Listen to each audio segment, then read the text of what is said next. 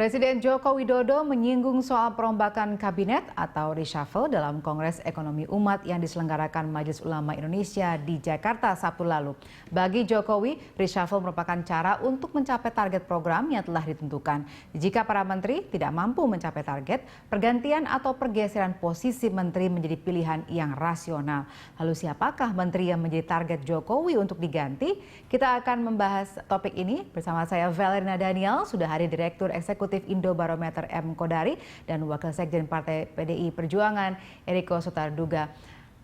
Iya, namun pemirsa, sebelum kita memulai dialog kita, kami akan menyampaikan informasi berikut ini. Sebelum melanjutkan dialog ini, kita akan menyimak pernyataan Presiden Joko Widodo yang menegaskan akan mencopot menteri yang tidak dapat memenuhi target yang telah ditetapkan.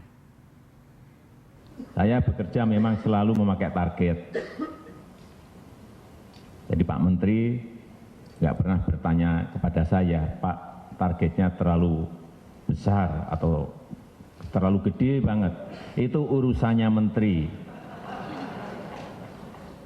Tahu saya, target itu harus bisa diselesaikan. Kalau memang tidak selesai, ya pasti urusannya akan lain.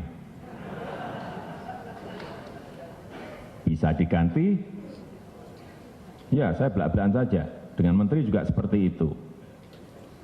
Bisa diganti, bisa digeser, bisa dicopot, dan yang lain-lainnya.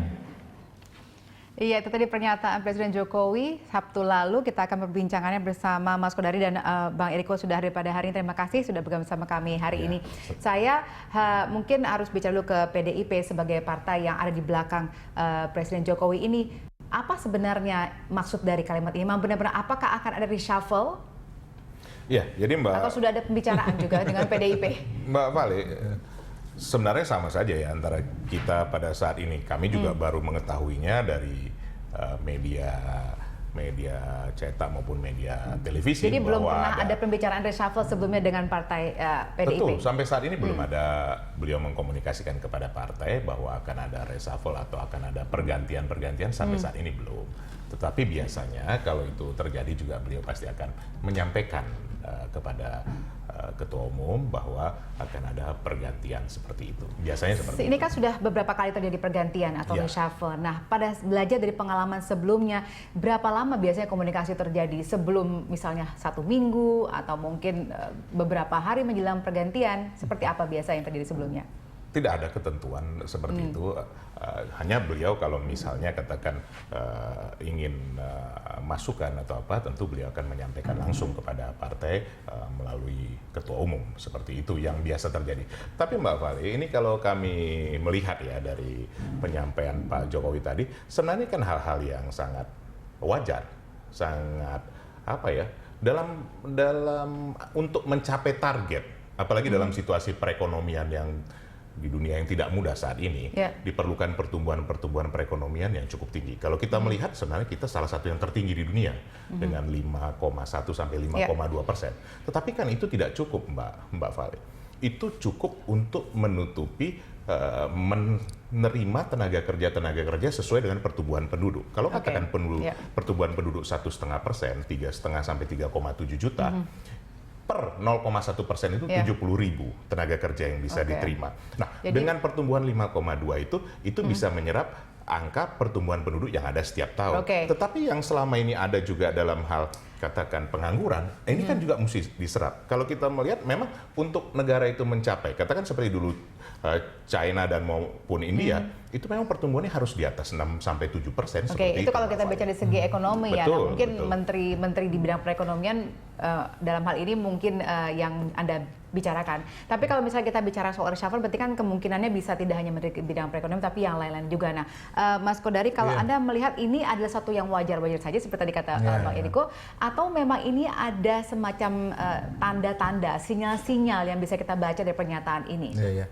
Saya kira kalau bicara mengenai reshuffle kabinet, saya mulai dari concern pemerintah. Jadi Pak Jokowi pada suatu waktu, pada suatu titik itu concernnya ada di mana. Nah, pada hari ini kalau saya melihat titik concern terbesar seorang Jokowi adalah pada persoalan pemerataan ekonomi. Tahun lalu temanya adalah pertumbuhan ekonomi.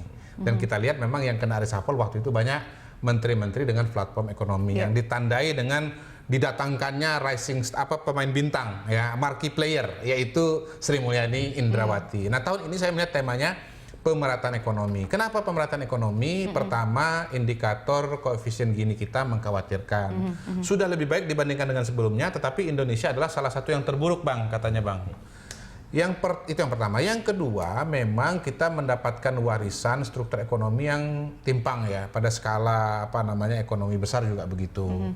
Kepemilikan aset-aset terbesar, misalnya terakhir dari Oxfam ada informasi bahwa 1% penduduk itu menguasai 50% aset dan seterusnya. Jadi saya kira memang Pak Jokowi sudah mulai melangkah ke tahapan selanjutnya bahwa dia peduli dengan masalah pemerataan ekonomi. Tapi nah, yang kedua, untuk menjadi kita kasih latar belakang dulu ya. Oke. Yang kedua, pengalaman dari Pilkada DKI Jakarta menunjukkan isu SARA dan politik identitas sangat besar sekali, sangat dominan. Nah, menurut hemat saya ada kajian atau ada pandangan bahwa isu SARA dan politik identitas ini akarnya itu tidak lain dan tidak bukan ada pada kesenjangan sosial ekonomi. Itu sebabnya hari Jumat kemarin Presiden mengeluarkan kebijakan pemerataan ekonomi KPE ya, dan reformasi agraria. Pilar KPE itu ada 3, 1 lahan, 2 kesempatan, misalnya pasar perdagangan, yang ketiga itu peningkatan SDM. Jadi saya kira pada momentum kemarin itu, Bang, Presiden sedang memberikan penekanan ya. Apalagi kalau kita lihat forumnya kan, itu forumnya adalah ekonomi. Menteri Agraria, topiknya tuh forumnya ekonomi, topiknya Menteri Agraria. Itu pas sekali dengan isu yang berkaitan dengan pemerataan PKE ini, pemerataan KPE, kebijakan pemerataan ekonomi. Jadi saya lihat Presiden sedang menekan sebetulnya, sedang injak gas ini. Tolong Pak Sofyan Djalil ya. Secara spesifik Pak Sofyan spesifik Djalil, ya. Sekarang ini sertifikat yang diterbitkan cuma 400.000 saja setahunnya. Saya pengen 5 juta, tahun depan 7 juta, tahun depannya lagi 9 juta. Kenapa? Karena sekarang ini dari 126 juta kapling lahan, kapling tanah, itu 80 juta belum memiliki sertifikat. Dan lahan ini kaitannya dengan pemerataan ekonomi. Jadi menurut saya Pak Jokowi sedang memberikan penekanan kepada menteri-menteri yang terkait dengan kebijakan KPE ini untuk ya kinerjanya baik lah. Kalau misalnya 3 bulan, 4 bulan lagi tidak bagus juga, kemungkinan akan ada reshuffle. Kenapa 3 bulan, 4 bulan lagi? Pengalaman sebelumnya reshuffle itu kalau tidak terjadi pada bulan Juli, terjadi bulan Agustus. Jadi boleh. Jadi ini menarik Mbak Wali. Kalau tadi kan pertama kita bahas dari pertumbuhan perekonomian untuk menerima tenaga kerja, di mana nanti ada bonus demografi dan lain-lain. Tetapi tadi kan yang disampaikan Mas Sudori ini adalah mengenai redistribusi aset. Ada 126 juta. Nah, itu hal lain lagi. Setelah tadi untuk pertumbuhan ekonomi tentu pemerataannya yang lebih baik. Tapi ini kan bukan terjadi pada saat ini, Mas Sudori. Ini jangan lupa juga, ini warisan masa lalu seperti itu yang harus diselesaikan oleh Pak Jokowi. Dan begini, ini ibaratnya sebenarnya Pak Jokowi ini kan ibarat stakeholder, ibarat pemegang saham. Masing-masing menteri ini adalah CEO di bidangnya masing-masing. Nah, tentu diberikan target, sama pemegang saham akan memberikan target. Nah, apakah CEO ini dapat melaksanakan tugasnya dengan baik? Apalagi kalau kita melihat masa pemerintahan Pak Jokowi ini secara bersih, Mas Sudori, tinggal hanya 2 tahun lagi.